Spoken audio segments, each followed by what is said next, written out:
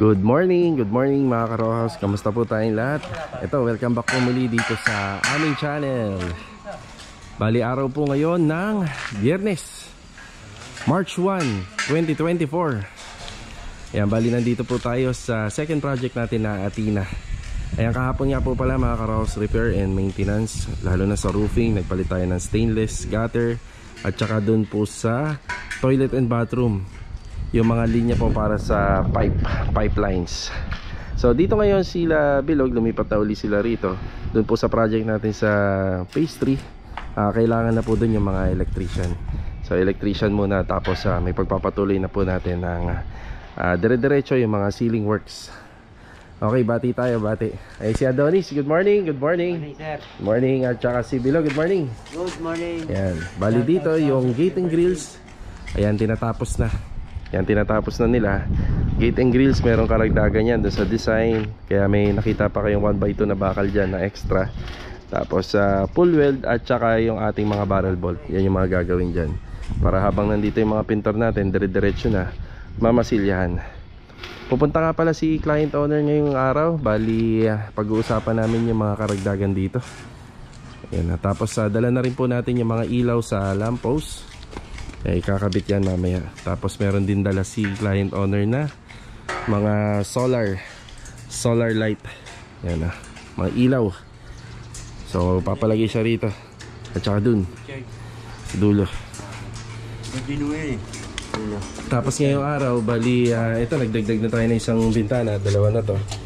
Pagdudugtungin po to. Tapos ngayon ipapriority natin yung banda rito, para may bintana na siya. Ay, si Kuya Dindo, good morning po. Good morning! Good morning. Yan, bumili tayo kahapon ng epoxy primer na puti. Yan i-primer po natin to yung steel deck. Yan, tapos may konting liham, masilya dyan.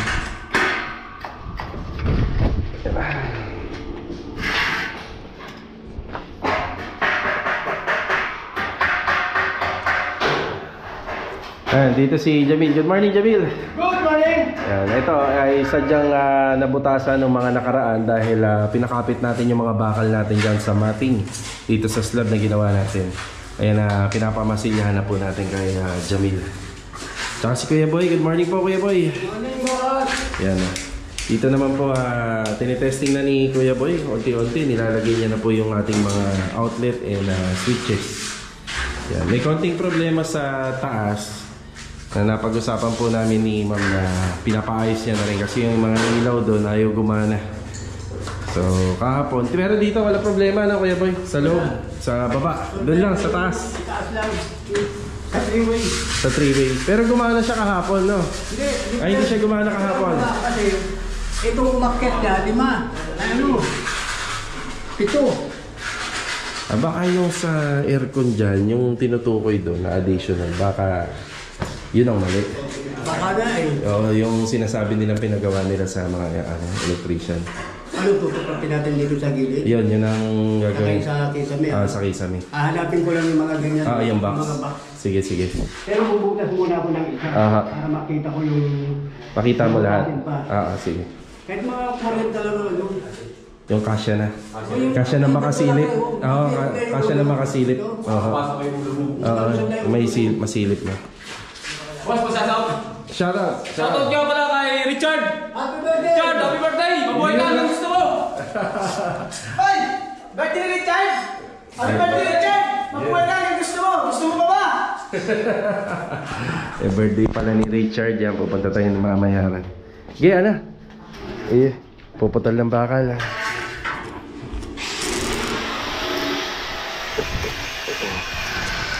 Okay, kagaya ng problema sa kabila, halos pare-pareha kasi pare-pareha yung unit dito. Ito lang ang disadvantage kapag nagpapagawa ka ng utay-utay. Hindi kagaya dun sa third project namin, lahat yun naayusin na namin kasi overall po yung renovation. So binaklas namin yung kisame doon, lahat maayos na, pati yung linya ng wire. So dito may existing siya na kisame, may existing na kwarto. Medyo pag-uusapan namin ni client owner kung magkano yung magagastos niya pa. Additional na po yun. Kasi may problema sa sa mga topping. So may mga ilan na hindi umiilaw, lalo na yung 3-way dito, yung switch sa baba at saka switch sa taas ng staircase, yung may problema rin. Okay, ito yung assignment natin. Welding jobs, electrical at saka yung pagmamasilya, skin coat, saka painting na rin sa ceiling. Okay, tara. Okay, dito naman tayo sa first and third project natin na sa phase 6. Si Ricky, good morning Ricky. Good morning. Good morning. Shoutout nga pala boss kay Richard. Happy birthday. Mabuhay ka hanggang gusto mo. Yun o. Si Marvin, good morning Marvin. Good morning boss. Ipaparating tayo na Sahara ha, i-deliver. Sige. Okay. Yan, bali CHB laying pa rin po, Asinta. Tapos order na tayo ng Sahara sa hardware. Ayan, i-deliver na lang po rito. Meron pa naman tayo dyan. So sa Asinta at saka sa plastering, madalas ginagamit po yung hinahalo sa simento para kapag natuyo, kasabay na po nun ay may waterproofing content na yung halo. Yan, tiling pa rin dito. Tiling works. Yan, adhesive meron, simento meron. Ay, si Tam Tam, good morning Tam. Good morning. Morning. Taas tayo. Up, yeah. And dito nagtatile si Kuya. Kuya Richard, happy birthday po Kuya. Yeah, good morning. Good morning. Iyan kamusta tayo rito? Ayan, bali naipasok ni Kuya Richard to Napakahirap po nito mga karo. So kita mo, naipasok niya. Yan, bali nagbawas ka na lang ng konti sa ilalim ng hamba. Yan ang technique niyan. Kasi ito nakasagad to sa flooring. Yan, binawasan niya na lang po. Lalaki yung kama. Ayan. Isa sa mga mahuhusay natin na tile setter pagdating sa flooring. Si Kuya Richard. Hey Kuya, pwede na. Pwede na.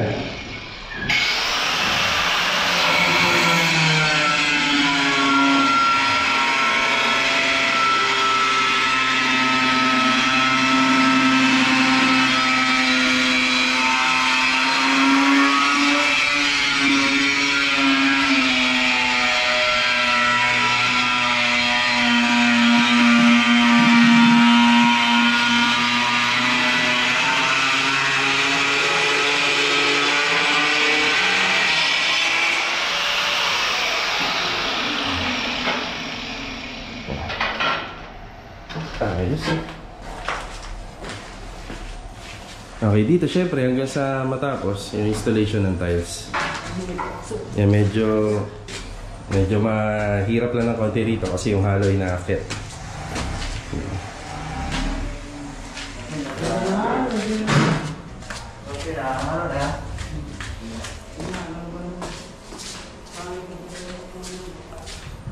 Yan ang assignment natin dito. Yan, CHB laying, Sinta. Yan, kailangan na rin natin ng buhangin. Yan, paubos na. So papadeliver tayo. Yan, padeliver tayo isang mini dam muna kasi sa linggo, day off. Tapos yun nga, yung karagdagan ng Sahara. Yan, tiles muna. More on tiles installation tayo. Kapag natapos, ipapa-tile grout natin. Then papalinis natin yung area. Ganun din dito. Yan, dire-diretso lang. Okay, sa hardware tayo. Bago tayo pumunta ng phase 1, bumili na tayo ng mga no more nails kasi baka mamaya magkabit na sila Master Batag tsaka si Louie ng mga cornisa. So bago tayo mag-install ng cornisa, dati stickwell yung kinakabit namin. Siyempre medyo upgrade tayo ngayon kapag medyo mataas ang budget. Ito yung gagamitin natin, diba? Yan, basta may budget, magagandang materyales ang ikakabit. Yan ang sekreto sa construction. Pero pag medyo tight lang yung budget, tipid, siyempre hindi naman pwedeng laging mahal yung mga inilalagay natin. So nasa quality rin po ng materials ang isang sekreto sa paggawa. Yan, no more nails. Yan na, tara. Dito naman tayo sa phase 1. Ayan, dito natin gagamitin yung mga no more nails. Ayan, dito si Master Jojo. Good morning, Master Jo. Hi, good morning. Hey, Louie. Good morning, Good morning. Saan si Louie? Yun o. Wee, good morning. Good morning. Pwede ka pala dyan, Wee, no? Tago. May hideout pala dyan, no? Ibibisahan na lang ito. Wala naman lupa. Ayan, halos tapos na to. Yung garantasadong matibay na po ito.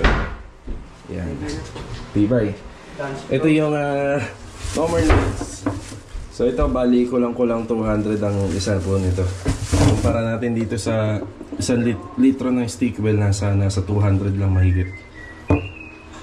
Sa 1 litro, kasyang-kasya na yung paikutan to ng cornisa. Yun lang ang lamang niya. Siyempre mas mahal to ng 3 hanggang 4 na beses. Yung conforme pa po kung gaano kadami magagamit. Yan, cornisa naman kasi kailangan kahoy to kahoy pagka Stickwell. Pero pagka kahoy sa PVC or kahoy sa simento, yan, no more nails. Maganda.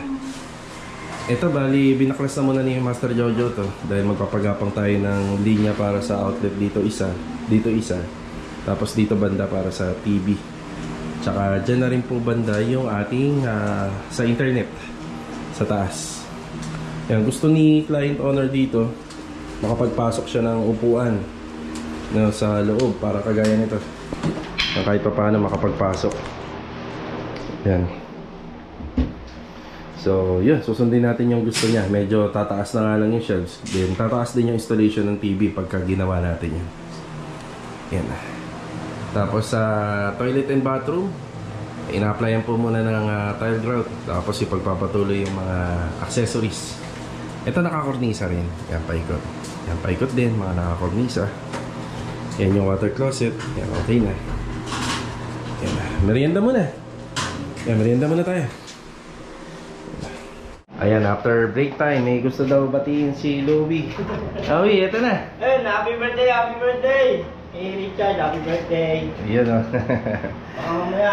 Baka daw mamaya. Baka naman. Bukas na lang kamo, para linggo, day off, no? Hindi. Bakit biyernes lang? O nga, biyernes kayo, day bukas, no? Sabado. Diretso. O, para diretso. Diretso po. Tulog lang. Ayan, bali, may kukompletohin lang tayo rito. Ayan, bali, kunin natin yung towel rack niya, tsaka yung bidet para may kabit na rin. Ayan, pero yung wall mirror baka huli na, tsaka yung water heater huli na. Tapos dito rin, may mga outlet tayo na mga pinadagdag ni ma'am dito. Ayan, basta pag nagpapadagdag ko kayo ng mga outlet, hindi lang po wire yung dinadagdag doon, utility blocks at saka flexible, pati yung mismong saksakan yung bibilhin din. Medyo madami yung additional dito, isa doon at saka doon. Tapos yung dito sa TV console, yan, meron din dyan. Electrical tape meron ka pa? Yan, marami pa. Tapos baka maikabit na din yung ilaw, depende kung ano yung mga uunahin nila. Yan, may ilaw na rin tayo rito. Yan, tsaka kornisa. Yan, meron na rin. Dito nga pala, magkukulang kami nung panel. Nung binili ko pa naman to, saktuhan. Try ko muna kung mahanapan ko ng dalawa. Ang pagkakamali ko rito, yung sukat na i-20 ko. Nasa ano lang yata to? 17 lang to, no, John? 16. 16 lang pala. 16 cm. Iginaya ko kasi sa PVC panel. Yan, try ko makahagilap ng ganito. Try natin kung kahit yung mga may damage doon ay pwede. Kasi ano naman to eh, ang puputulin naman dito taas at saka baba. Okay yung gitna. Yan, bago magtanghali, update tayo. Ayan na. Okay na yung gate. Bali may barrel bolt na siya. Ano? Sakto. Punyotol ka. Tapos nagdala tayo ng extra bakal dito para sa canopy. Ayan, saktong-sakto daw yung pagkakaputol natin. Tapos yan sa gate, karagdagan pong bracing. Halos sa final na to, tapos na. Barrel bolt na lang sa baba. Bali, ang pinaka-entrance natin ito para sa service. Yan, ito yung laging ay hindi, ito yata yung log na. Yung sa service, ito. Yan, sa service. Tapos ito yung laging naka-fix. Pero pwedeng tanggalin kung gusto mong maluwag po yung daan ng gate. Ganun din dito. Yung kompleto na yung design yan. Bali, magdadala na tayo ng epoxy primer para po sa primer coating na to. Epoxy yung gagamitin natin. Tapos masilya din. Pwede nang i-top coat. Tapos sa window, ito na yung sa window, pinagdugtong namin. Yan, paano namin pinagdugtong to? Naglagay lang po kami ng another stopper dito. Bali, ginamit namin na bakal dyan, square bar na 10mm. Tapos pwede na yan na ikabit dito.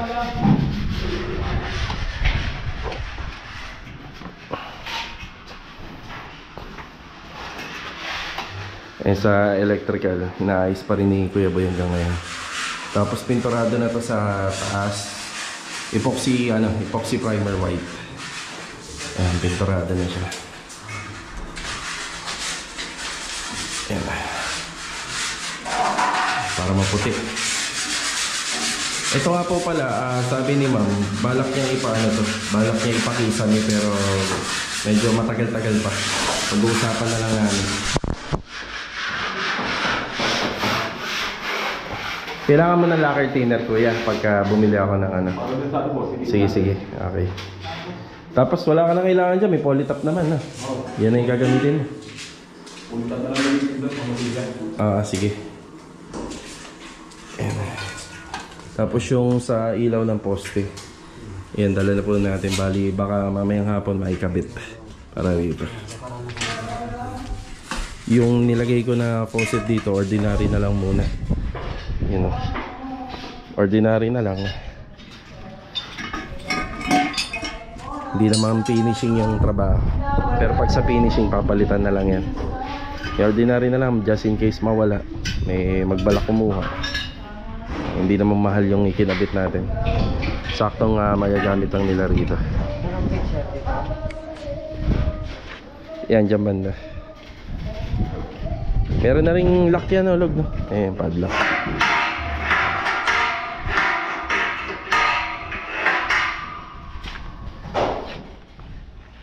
Ito mga karos, after natin mag break time, ito hapon na, magbibigay na ulit tayo ng update dito sa mga ongoing project natin. Bago yan, meron mga nagpapag-greet. Ayan, Rebecca Dizon. Yan, 74th Foundation Anniversary. Ayan, ng Apo. Ayan, God bless sa inyo. Always ingat palagi. At saka shoutout na rin kay Sir Alfredo Magpantay from Kuwait. Bali yung brand, sir, ng skim coat na ginagamit po natin, Sir Alfredo, ay ABC o kaya Build Right. Mas maganda rin po yung Bostik. Yan, mas maganda din. Ayan, sana nakatulong po. So tara, mga karos, balik na po tayo dito sa project natin sa Phase 6. Ayan, let's go. Tayo sa palengke. Umili tayo ng epoxy primer para dun sa gate at saka lacquer thinner. Ayan, madalas namin gamitin yung brand ng Coat Saver sa mga nagtatanong po ng epoxy primer. Pwede rin po ito kapag pwede rin pag boysen, mas maganda, kaso nga lang medyo pricey. Ayan, Coat Saver. Bali mga karos, bumalik ulit tayo rito sa project natin dati. Ito yung third project. So hindi pa siya totally na-turn over dahil meron pang mga hinihintay na mga installation. Kagaya po nito, TV. Yan, TV bracket para dito. So may kasama na to TV bracket at saka yung mismong unit ng TV. Tapos dito sa ating cooktop, ayan, meron na tayong Shilane. Ayan, install na po natin to, Shilane. Tapos yung saksakan niya doon sa likod. May palagay na rin si client owner. Ayan. Tapos sa refrigerator and automatic washing machine ang hinihintay dito.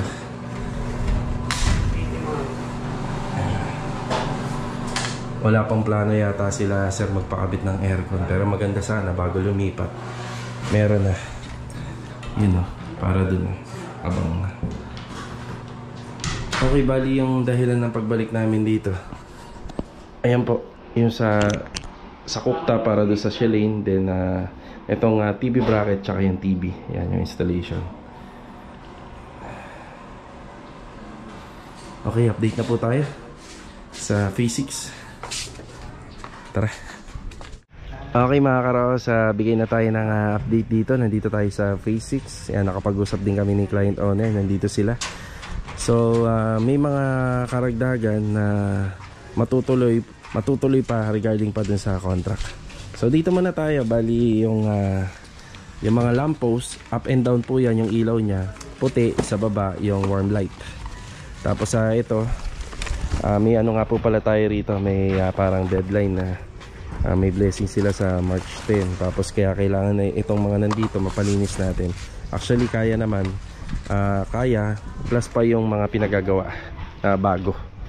So ito with chocolate brown yung sa fence grills at saka sa gate. Ayan sila Master Jojo at saka si Louie. Yan bisita rito, bumisita. Ayan yung karagdagang bakal natin. Yan ano na po yan, pulido na. Yan na, dagdagan na siya. Tapos ito isa mapipinturahan from birth to finish. So may preparasyon na. So ang gagawin na lang po rito is primer, then after primer top coat, then emulsion. Tapos may mga konting retouching. So ito na nga po pala yung bintana, yung window. Yan na, meron na rin. So safe na yung bahay. Yung sliding, bali yung ano natin, steel window, may sarili na po siyang grills.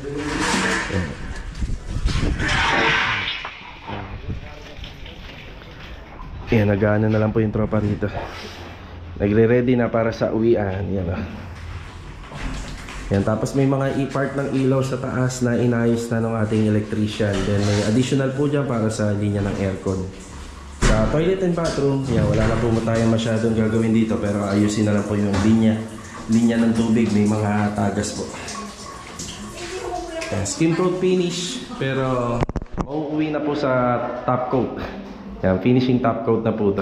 Yan na po yung napag-usapan namin. Bali yung sa ceiling, baka pahabol na lang po ni ma'am balang araw.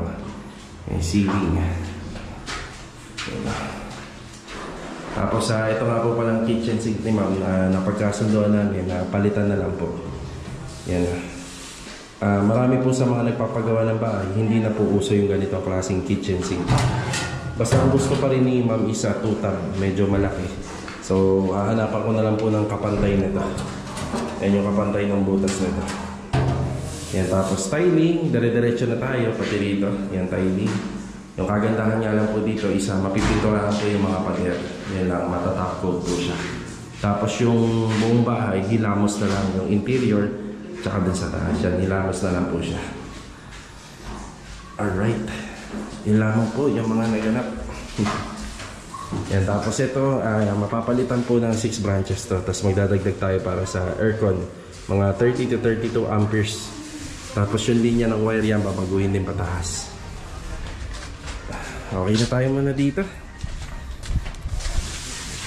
Yan. Okay. Yan na muna yung mga naganap, no? Ngayong araw ng Webes. Paano ilaw yung bolt yung ano lang? Receptacle bulb sa gitna. Yan, hindi pa natin pala nasama. Ayun o. Dito, receptacle bulb. Yan, kung sakaling magka-budget si ma'am, papalitan na lang po yan sa susunod. Yan, saka na. Basta may ilaw lang po, importante sa mga canopy. Pa-birthday ko na sa yan. Pa-birthday na yan, hindi na yan ano. Hindi na bali yan. Sige ha. Ingat. Happy birthday. Sige.